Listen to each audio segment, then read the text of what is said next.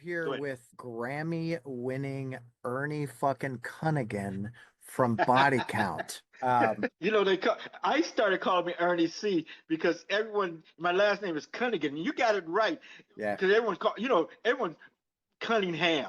Everyone yeah. they start adding letters and they look at it Cunningham. I always say there's no H. You don't see an H. It's funny because my last name is Robbins, and they're always like, Robinson. I'm like, where the fuck is the Robinson Yeah, come from? Like, start adding letters in. So I just became since high school. I just been Ernie C. hell yeah. Well, so, when you guys started Body Count, did you ever think that you guys would like, I'm assuming you knew you were going to break barriers because you guys have since 92, but holy you know. fuck. Not at all. We started the band. I always say we started the band so we could quit asking ICE to borrow money. So we needed. So, but we reached a point. I played on all his rap records, and I played on. We're in Electric Boogaloo. We're in rap movies together. Him and I, Yeah. way back in the early '80s. So we reached a point where we couldn't, put any more music, any more instruments on a rap record for him to be true to his art. So we started the band. First, the band was, as he says at the beginning of Raining Blood, it's the band just so I could play guitar. So that was the start of the band. And we never thought we'd be around in 30 years. We thought we were going to be like the Ramones, just do a record every week and that'd be Oh it. yeah. You know what I mean? Just every week come out with a new record. So for us, for me to be here talking to you 30 years ago, we had no concept this was going to happen. No concept at all. Yeah, I think it's cool. Like I remember when that when your debut came out, the big everyone was like, "Oh my God, it says cop killer," and all that shit. And we were, I was just a kid from Detroit, so to hear It- this, you know, I just did an interview with someone. Let me back this up about Detroit. I grew up in Detroit. My early childhood was in Detroit. I was the first group of people to be bused from the inner city out to 7 Mile Road to go to a school called Pulaski. And I've gone to Babalo. I don't know if you even know what I Babalo is. yeah, I I, remember Boblo Island. That's I where went. Metallica held their Orion Fest a few years ago on Boblo Island. Yeah, I went to Babalo. They used to have a boat. Do they still have that boat that goes back and forth to it? I don't think they do. They shut down Boblo Island probably I would say late 90s. Yeah, it's been going a while. I used to go to the Cobo Arena and watch wrestling there. So, Yeah. but I was saying that my early guitaring was I lived down the street from a guy named Dennis Coffey. Dennis Coffey had a song called Scorpio. It was Dennis Coffey and the Detroit Guitar Band. And when I was a child, saw him play the guitar. And when I came to Los Angeles, I said, being the only child, I was looking for something to do besides being a gang. Yeah. So I went and got a guitar. But I remember Dennis Coffey being my earliest influence on the guitar That's from holy Detroit. shit. I had no idea you were from Detroit. So Yeah, I'm like, oh, that's fucking cool. from Uh, Detroit. I was there, I'm aging myself. I was there when the '68 Tigers won with Al Kaline. My biggest, I was a big fan of Bill Freehand, who was the catcher. And I wrote him a letter when I was like 8 years old. And he wrote me back and sent pictures and all kinds, stuff players right. wouldn't do now without being in a fan club and paying money. He just sent me all kinds of stuff. And Gates Brown and Willie McCullough and all those guys. I know the Uh, whole '68 team. it was the same way with the 84 Tigers, with Kirk Gibson and Yeah, and all those fucking guys like Lance Parrish and yeah. Chet Lemon was my guy. I was like, holy fuck, like, oh my God. Yes, I'm still a Detroit fan. And Yeah. then later on in life, we got Kirk Gibson, and he has the biggest Dodger hit ever. So Yeah. I know, holy shit. And now you guys have got Shohei. they're having some kind of sale today. They're selling all kind of new merchandise for the shows they're getting ready to do in the show, the games they're going to have in Japan. That's crazy. That's awesome. We were in, I guess we saw Shohei's last season in Anaheim right before he switched to the Dodgers. We took the kids on a road trip around the country and we're like, Oh, very cool. hey, we're gonna go to a game, and we were trying to hit a game every city we went to, but the only one that matched up was Anaheim. It's like, all right, Oh, cool. it's a cool place. You're right by Disneyland. You're Yeah. there. It's not overpriced like Dodger games. It's cool. I was so blown away because the merch line I mean, I was in that merch line for 45 minutes thinking I'm gonna get a jersey. I'll be 10 minutes in and Mhm. out. Pff, no, No, everyone no. was buying an Otani Yeah. something, and I'm like, And holy, those are more valuable now, the Anaheim ones. yeah.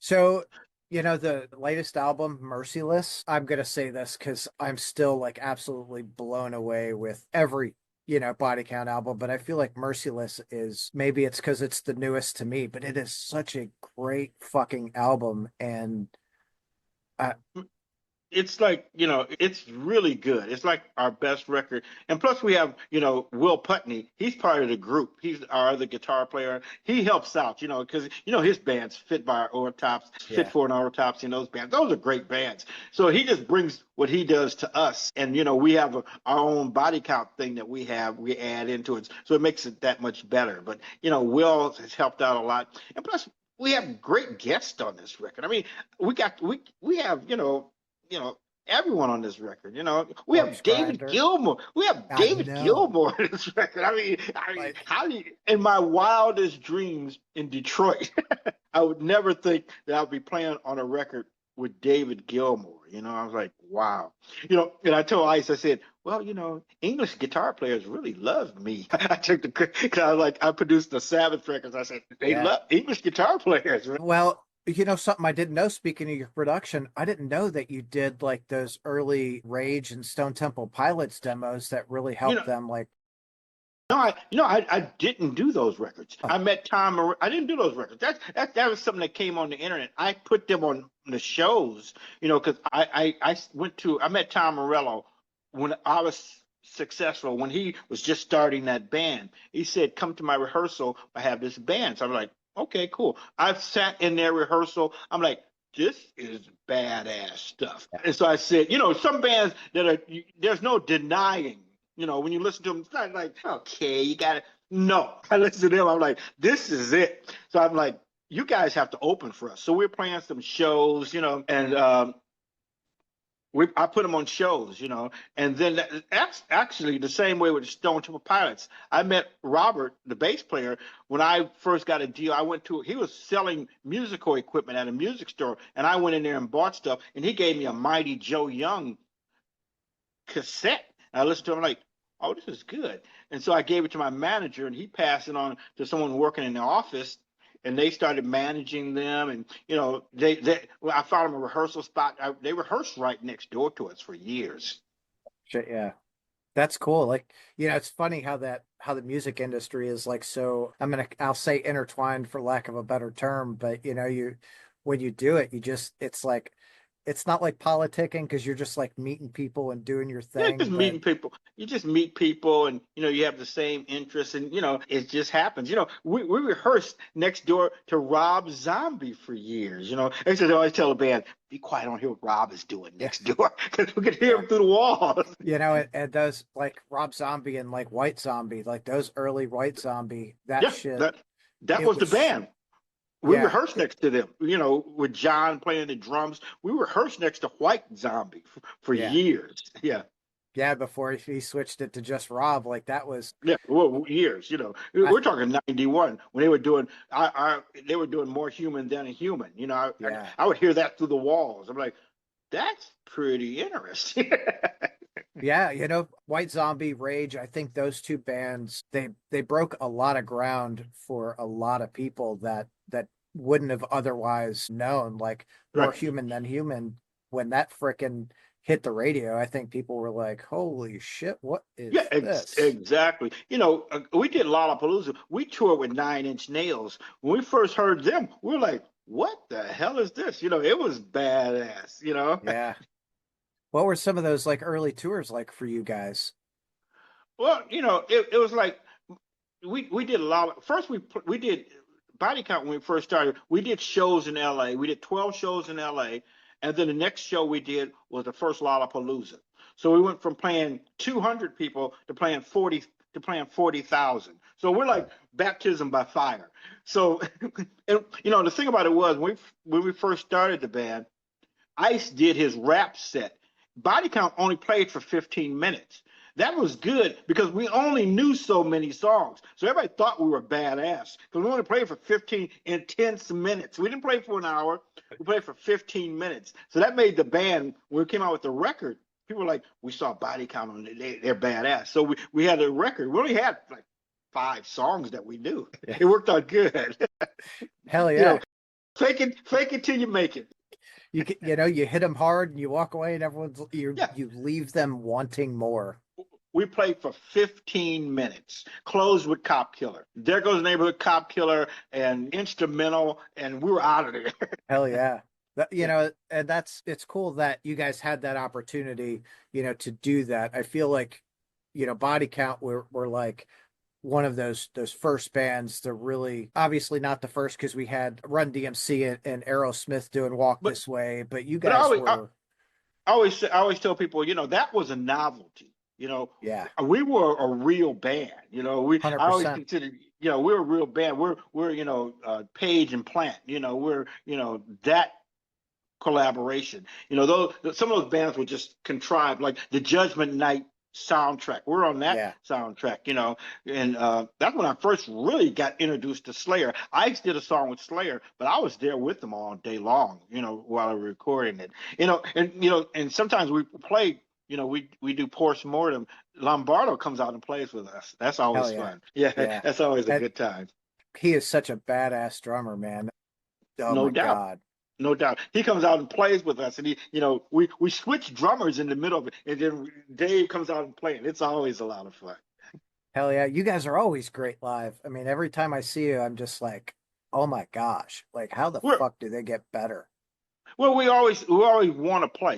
We play when we want to play. Some bands are just touring and touring and Yeah. touring and burnt out and just we tour, we play when we want to play. You know what I mean? So when we go out and play, we might only be playing for a month. So it's a great month. I Yeah. get to hang with my high school friends. It's a good time. Yeah, that's cool. It keeps it fresh because you're not burnt out on, well, we did 300 shows this year. Fuck, Yeah, we did three. you know? We did 300 shows, and now we get to go home and crash out. So no, we used to tour like that. My kids used to say, "Daddy used to come home and just sleep for a month." so, so it's good the way we do it now. And you're sober, right? Like Oh you yeah, don't drink or anything. yeah. I have. Yeah. I've done it.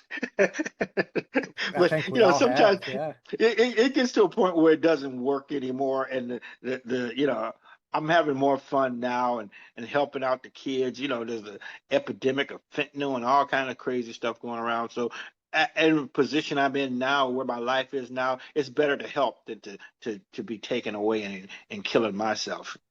Yeah, that's true. What was that choice like for you to get where you were like, you know what, I'm gonna be fucking sober. It just reached a point, where it wasn't fun anymore. Where I was tired of people saying, "What did you say?" You slurring your words and things like that. And people were talking to me about crazy stuff, crazy ideas. I'm like, I really don't need you to do this idea. I could do this on my own. But then I realized I just need to just get myself together. And it didn't. It was just realization that I just needed to stop this before, all my friends got sober, everyone, your Duff McKagans and people that I respected were getting sober, Dave Navarro's, so it was time. Yeah. Yeah, sometimes it is. I Yeah. think uh I wish I wish there are people that I would really like to see sober because I think they would be fucking great sober. And it's like I'm like, damn it, man, why I Yeah, just I it's some people do. Sly Stone, he's like 70 something. He has like 5 years sober. It took a while, but he's there yeah, now. So right. Yeah, they're just had a conversation about a band I saw in December that I'm not going to mention names, but they're going through Mhm. some shit. And I'm like, when I saw him, I was like, man, that dude he looks really fucked up. He doesn't Mhm. look good, didn't sound good, and it was just stumbling everywhere. And Yeah, yeah, it I'm like, happens. It ah, happens, you know. man. You know, one time I came to rehearsal drunk, and I said to me, he says, "Too bad I can't fire you." That's when you know it's bad. Yeah, yeah. You're like, oh shit, it's a fucking wake up call. Yeah, Yeah. that's hilarious. So what was recording Merciless like for you? Because you guys, every album, obviously, you guys pay tribute to someone. Like this was Pink Floyd with Comfortably Numb. Well, this record, you know, we sent everything to Will Putney, and he kind of puts it together. The band is out in L.A. They're in Jersey. Ice is in Jersey, and Putney's out there. So he kind of put everything together. We've been working on Comfortably Numb for a while because it was just canvas for me to play guitar on. You know, it's a blank canvas. You can play anything on that. So originally, on the original Comfortably Numb that we had, I played guitar, and the other guitar player was Richie Sambora. Richie Sambora played on it because my bass player is Richie Sambora's guitar tech. So he was like, we're recording the song. Richie says, hey, I'd like to play on that. And so they recorded it with Bob Rock in the studio. Richie played the guitar part. I played the other guitar part. So then we decided there's a thing in the music business. You can just throw something out or you can ask permission. So you know, being where we are right now, I said, you know, let's ask permission. We normally would just throw something out, Hey, but, you know, we asked permission. So we sent it over to Roger Waters, and he's like, okay, I like it. They can record it. You know, that's no problem. We have no problem with that. Then we sent it over to David Gilmour, and he's like, I love it. I love it. I love what you guys did with it. I like everything about it. But one thing, can I play on it? Like, what? What? yeah, So what do you say? David Gilmour wants to play on a David Gilmour song. Of course you can play on it. So he played on it, and we were in England like last year, and he was going to come play it with us. But he said to us, he says, one of these days, whenever we get it together, he wants to play it with us because he's never going to play with Pink Floyd again. So he right. said he'd like to play it with us. So I'm hoping and praying that some kind of way next year at the Grammys we get to play it with David. That would be, I'm throwing it out in the universe. yeah, you hear that, Grammy people? Make this Yeah, happen. Yeah. yeah, exactly, exactly. God, that would be fucking awesome. That would be great. It'd be like, you know, just a wonderful thing. Yeah, what a and what a career you guys have had, like what 34 years now. 34 years, you know, Chris and I have been playing music together since 1982, you know, so, you know, we've done, you know, we've done those rapping movies, we've done Electric Boogaloo, we've done, you know, rapping with Mario Van Peebles. We've been doing this a while. Yeah, everything. Man, it's so wild, right? Especially back in those days, there was like no crossover. Like if No. you did rap or hip hop, that is what you did. For you guys with Cop Killer, just to, really any boundaries that you could think You know, were when fucking ruined. we first started, we had no bands to tour with. You know, Guns N' Roses took us out, DRI took us out. You know, Sepultura, we played with Sepultura and those kind of bands. You know, we didn't really have that kind of lane. Then later on, your Corns came and your Rage and your, you know, Limp Biscuits and all those bands came along later. But when we first started, we toured with either thrash bands or metal bands. I mean, we played with L.A. Guns, you know, we played a Oh, show that's with them funny. out here. L.A. Guns, we played with, you know, a lot of rock bands at Ricky Rackman's Cat House. We played with a lot of bands there, you know. Oh yeah. Well, man, and Tame Down just lost his fiance. Yeah, that's a terrible one right there, you know. Yeah. Yeah, I Yeah, can't imagine like going through that. We did Headbangers Boat last year, which was really cool. And all I could right. think is like, man, someone, God, I hope no one goes over edge. And because the year before they did, and now Tame lost his fiance, which is fuck. Yeah, I'm not crazy about boats. Uh, I was gonna Has to say, do shit, let's get it. you all on the boat, you know? No, you know, has to do it. Black people in boats don't go.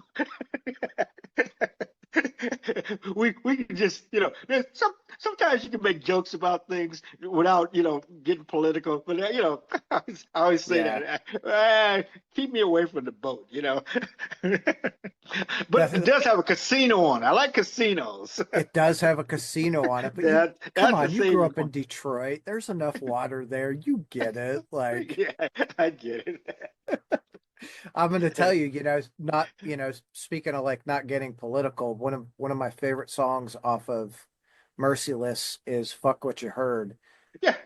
because I that is exactly how I feel. Like all they're doing It's is trying to play us against each other.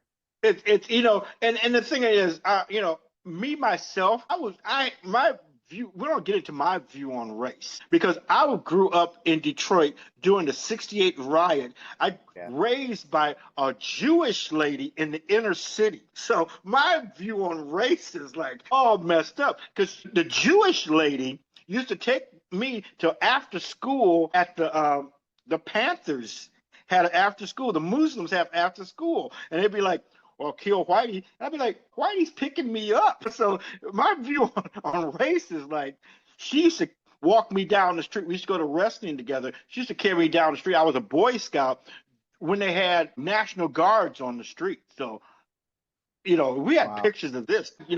I judge a book by the cover. We don't get into color. That's the most to divide people up and get people hating each other. That's the worst thing. Well, I know because they know if they keep us divided, they can keep doing whatever bullshit they're doing. And it's like, dude, come on. Keep keep your eye on the this and that. You have not done nothing to me. Right. Yeah, it's a bunch of nonsense. It used to be religion. You couldn't talk about religion.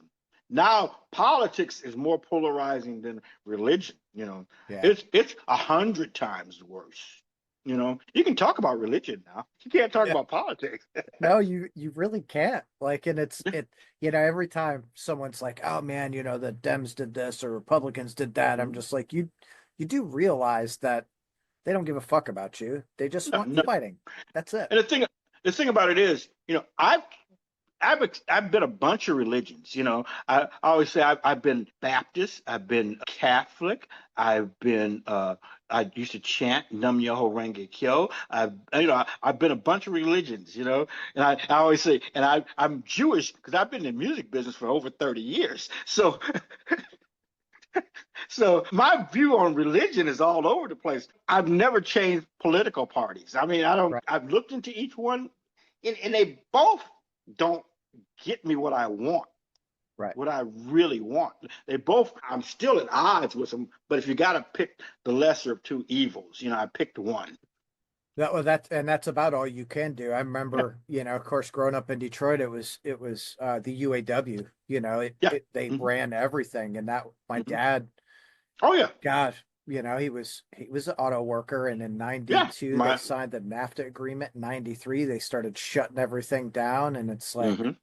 hold Yeah. on, My dad was in that also back in the '60s. He worked for Hewitt Metals, which made that poured the aluminum bodies for Chrysler. He worked for Chrysler, for years. So, and after we got out of there before everything started going haywire, because we left there in the early '70s when then the auto industry started changing. Everything started yeah, changing. Yeah, yeah, yeah, that such a crazy time, like yeah. to see like how much one person or one bill can change an entire, economic landscape of a city. Yeah, and the population when I lived there was like 1.5 million people. Now the population has gone down, and everything just devastated it. Just Yeah, almost devastated. everyone moved out of Detroit, Yeah, so of course it's all suburbs now, and man, what a long time. I don't miss that. but this summer I'm wearing this summer we're playing some shows on the Vans Warp Tour. Yeah, We're gonna that'll be play that. fucking fun. Yeah, it's like, we only played one Warp Tour. We weren't a Warp Tour band, It was more like young punkers, you know what I mean? Yep. But Kevin's been our friend. When we did Lollapalooza, Kevin Lyman, if you know who he is, who Yep. does it, he was the stage manager for Lollapalooza. Oh shit, I didn't know that. Kevin moved my equipment and set it up. And now he's the big boss man. Yeah, actually, he's a professor over at USC, but he was like the stage manager. He worked for Golden Voice. So I remember we dealt with him a little bit with Warped Tour, of Uh-huh. course, early Right, thousands when that right. that was big. I, Was I got this funny Warped Tour story I tell. So it was like maybe 10 years ago. I was going to surprise Kevin and fly there from LA. So I got a flight and I flew there and I go to the Warp Tour. The average age of the Warp Tour is like 17 or something like yeah. that. So this guy, I'm walking, I'm going to go in. I said, I'm going, he says, where you going? I said, I'm going to bus number one. He says, do you have a pass? I said, I'm a 50-year-old black man at the Warp Tour. Do I need a pass? He says, no, you don't. You can go. Oh, I bet he was just like, fuck. Yeah, Like, I said, what am I doing here? oh Look God, around, look around. that's so fucking funny. Yeah, I That's always so thought that was so funny when I explained that to him. He's like, "No, you don't. Go ahead." it's so great. It's cool that they're bringing it back, obviously in a very different world now. I think the touring festivals, Lollapalooza, Warped Tour, Right. all of that was really cool. But man, I can't imagine from an economic standpoint of keeping that city Yeah, moving, you yeah. So know? I think he's doing 5 shows or something like that. We're playing out here in Long Beach. I haven't seen the bill yet, so I'm curious to see who's going to be on it. If it's going to be those bands, that were on that, you know, show. Your Katy Perry's and things like that. So we'll see. Yeah, I think it'll be a pretty good mix, like there as current times, obviously you guys, more on that much heavier side than what a lot of those bands were. I Yeah. think you'll see some pop punk and some emo and there'll Okay. be a pretty good mix of music on there. The only Warp Tour that Body Count played, we were playing in San Francisco that night. And so that day we ended up where Kevin was, right? Where the Warp Tour was going to play at Pier 39 up in San Francisco. So I called up Kevin. I says, Kevin, we're getting ready to bum rush your tour. So we just brought the bus there. We're playing that night. We brought the bus there and just popped into his show. Oh And yeah. we just bum rushed his show. He moved some bands around. We had a stage, we played. And then Jello Biafra was there. He introduced us, and body count. Like, what Yeah. the heck? Back Yes. in 1919, Fort Jello, are we going to get to introducing us? Come Right. on, man. We only got He's 20 a minutes. he's a character, dude. I know he takes 10 minutes up for the introduction. You're like, we got two songs. Go. Right, right, right. We're up to 1982. Let's say Yeah. get up to 1990 at least. Yeah. That's our That's friend. great. We love him. So how is like playing Louder Than Life? You guys have done it a couple of times at least. How It's all. Go ahead. I was just gonna say like how's that been for you guys? Oh, we played that one. This year we're playing Welcome to Rockville down in Florida. We're gonna Yep. play that one. Festivals are just festivals are good because you just show up and play. You don't have to worry about ticket sales and promoters and all that kind of stuff. They have a buffet. You get something to eat. It's a lot of fun. So, Yeah. it's good. You get to see other bands. Because I don't really go out a whole lot and see bands. So you get to see bands, that's why I was like, who's playing? That's I, funny. I know we're playing, but who else is playing? Right. Yeah, last year, you were talking about Will Putney. Better Lovers played right before you guys at Louder Than Life last year, and they absolutely Oh, crushed. What a Will. great they Will had. is great. Will is like our extra member of the band. We love Will. Yeah. Got it. I was like, so we were side stage for the Better Lovers set, and then of course, hey, Body Count's playing. You guys got to get the fuck out of here. And I'm like, Right. damn, shit. But we're like 10 feet from ice, and he's just over there sitting. Someone was like, hey, we should go talk to him. I'm like, nope, let him fucking be in his corner and do his thing. Right, Don't right. fucking him. Like, No, he don't like, care. He don't care. yeah, that's funny. It was cool. It was really, really cool to see you guys at Louder Than Life. I know a couple years ago when you guys played, that was I think the Meshuggah year, and that Right, was just so fucking powerful. Oh my right. God. But that one, last one was good. The last one was good because we played more at night, and it was cool. Oh yeah.